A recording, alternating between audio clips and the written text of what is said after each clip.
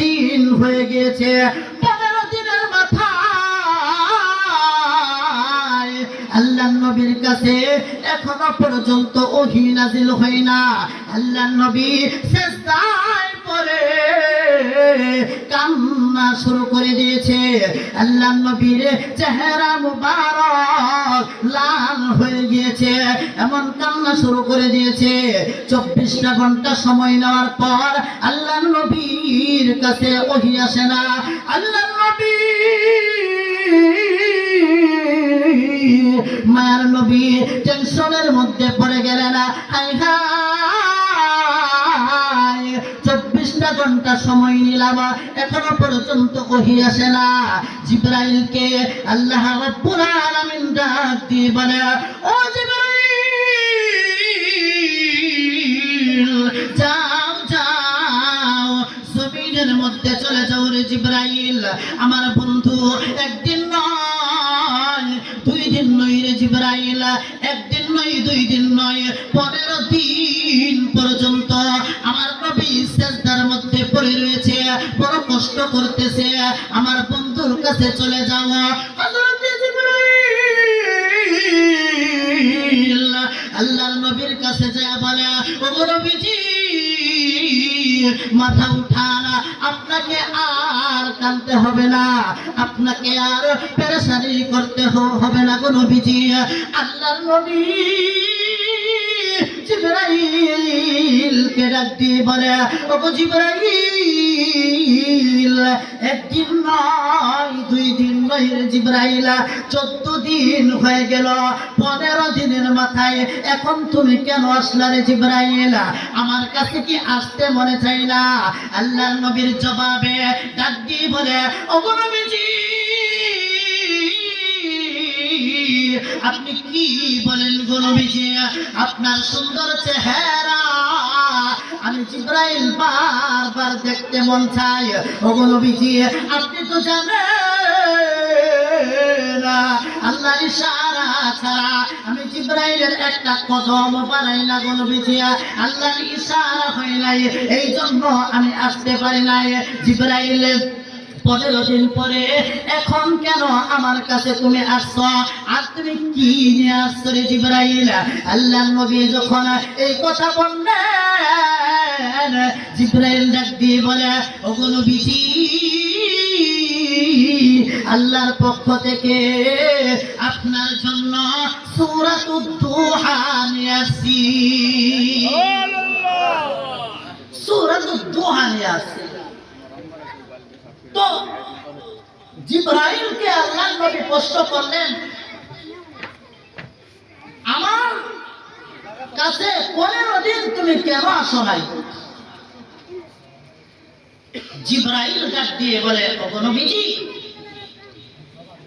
আপনি যখন ওয়াদা করলেন তাদের জবাবে যে আপনি 24 ঘন্টা পরে আপনি জবাব দিয়ে দিবেন, তখন আপনি ইনশাআল্লাহ করেন নাই। সুবহানাল্লাহ।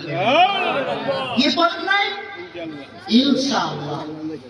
মায়ের নবী আমাদেরকে শিক্ষা দিয়ে গিয়েছেন। কি শিক্ষা? যখন তোমরা কোনো ওয়াদা করবা, যখন তোমরা কারোর সাথে ওয়াদায় দায়বদ্ধ হইবা, তখন তোমরা যেন ইনশাআল্লাহ না বলো। এই জন্য আমার আপনার নবীকে আল্লাহ তাআলা 15 দিন পর্যন্ত ওহী বন্ধ করে নবীকে ইনশাআল্লাহ গুরুত্ব বুঝিয়েছেন মায়ার নবীর উম্মত। এই জন্য আমরা ইনশাআল্লাহ আমল বলবো না, আজ থেকে ইনশাআল্লাহ আমল কে কে করতে রাজি আছেন? ইনশাআল্লাহ করবো তো ইনশাআল্লাহ আমল। ইনশাআল্লাহ আল্লাহ তাআলা তৌফিক দান করুন। তো জিবরাইল আলাইহিস সালাতু ওয়াস সালামকে আল্লাহর নবী ডাক দিয়ে বলে, জিবরাইল, আমার জন্য কি নিয়ে আসছো? তো হুজুর, আপনার জন্য সূরাতুদ দুহা নিয়ে আসছি, আমাকে শোনাও।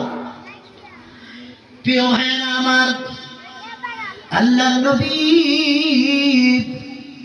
রহমতের নবীকে হযরত জিবরাইল ডাক দিয়ে বলে, ও নবীজি, ওয়াদ দুহা ওয়াল্লাইলি ইযা সাজা।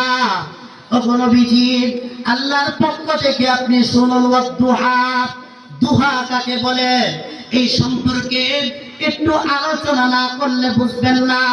দুহা কাকে বলে?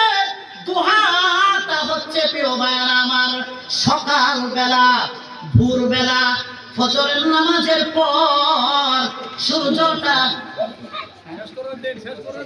সূর্যটা যখন কিরণ হয়ে যায়, এই সময়টা সূর্যটা যখন কিরণ হয়ে যায়, এই দামি বস্তুর কসম খাইয়া আল্লাহ রাব্বুল আলামিন বলতেছে, ও নবীজি, সূর্য কিরণ এই সুবহের সময়ের কসম খেয়ে আমি বললাম, আপনার সাথে রাগ করি নাই আমি।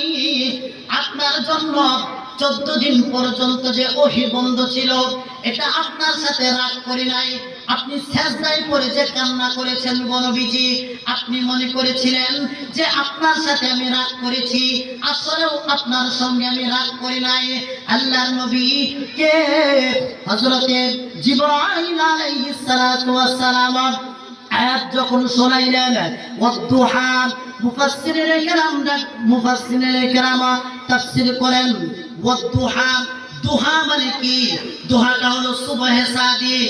মুফাসসিরিনে কেরাম বলেন, এই সকাল বেলা সূর্যটা যখন কিরণ হয়ে যায়, দয়ার নবীর, মায়ার নবীর উম্মতেরা এই সুবহে সাদিকের পরে, ফজর নামাজের পরে সূর্যটা যখন কিরণ হয়ে যায়, এই সময় যদি কোনো আল্লাহ নবীর উম্মত ওই সময়টা ইশরাকের সময়, ওই সময় যদি কোনো ব্যক্তি ইশরাকের নামাজ পড়ে, আল্লাহর নবী বলেন, এই দুনিয়াতে আমার উম্মতেরা আছে, এদের অনেকের টাকা পয়সা নাই, ইচ্ছা করলেও মদিনায় যাইতে পারে না, ইচ্ছা করলেও মক্কার মধ্যে যাইতে পারে না।